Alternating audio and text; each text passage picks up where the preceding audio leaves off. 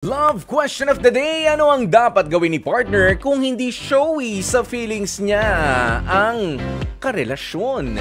Eto na nga po ang inyong mga kasagutan, mga kapatid. Sabi ni Bea Lumabi, kung mahal niya, mas iparamdam niya na mahal niya ang kanyang partner. Kung hindi siya showy, dapat hindi niya nagayahin ito para tumagal ang pagsasama nila. Ako rin hindi ako showy pero mahal na mahal ko talaga yung partner ko. Ayun. Kumbaga, ito ang may offer ko. Medyo hindi ako showy, medyo hindi ako expressive sa aking pakitanggap mo na lang. Kaya yung ganyan. Intindi mo na lang. Kung ikaw naman ang showy, edi go. Ikaw na lang ang magparamdam naman din sa akin.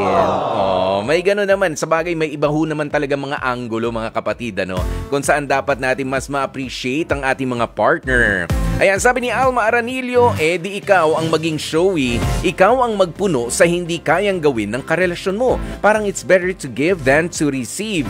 Ayan, pero bukod doon, tama naman itong sinabi ni Alma Aranilio.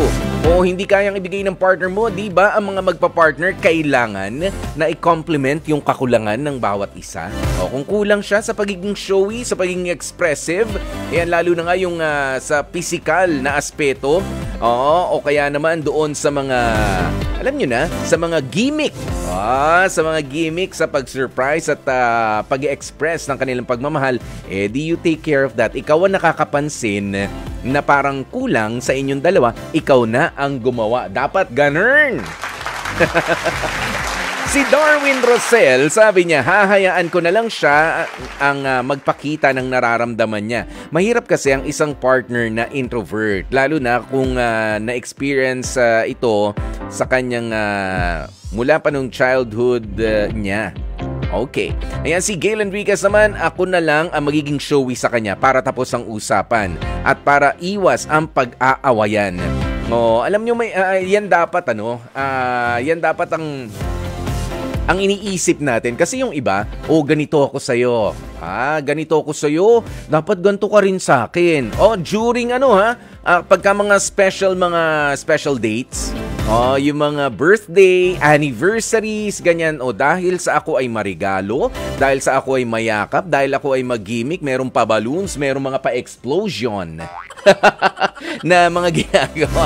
Diba? Yung mga ganyan, may mga pasabog. Kapag mga special na mga okasyon, you don't expect the same from your partner. Hindi ko sinasabi, 'di ba? Lalo na kung hindi naman siya naturally ganoon. Hinay-hinay lang.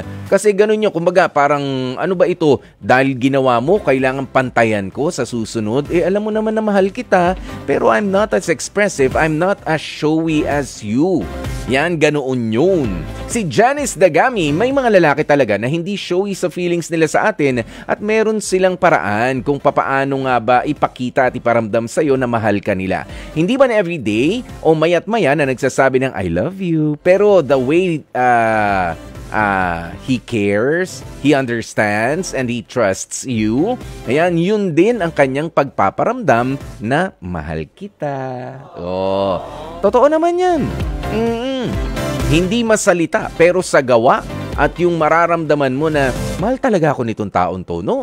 Kahit hindi siya marigalo, kahit na hindi siya masabi ng, uy, I love you. Yan, hindi nagagana. Pero ramdam na ramdam mo. Yan, si Sarah Gonzalez, sabi niya, ang tanging magagawa ay intindihin si partner. Dahil meron talaga mga ganun tao Hindi showy sa feelings nila. Pero ang importante, ramdam mo yung pagmamahal at yung pagmamalasakit sa'yo. And that's true. Pero kapag ganun na nga, hindi na nga nagpaparamdam na ayan para sa mga kapatid natin, hindi na nga nagsasabi ng I love you. Tapos hindi mo pa nararamdaman na mahal ka. Kapag ganyan, nasa maling partner ka. Diba? Yung kahit anong gawin mo, wala talagang ka-sweet. Walang ka-sweet-sweetan sa katawan.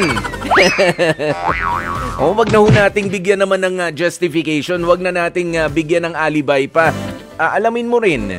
Alamin mo, hindi siya expressive. Hindi siya proud sa'yo. Hindi mo rin talaga maramdaman na mahal ka. Baka hindi ka na talaga mahal. Yun lang yun.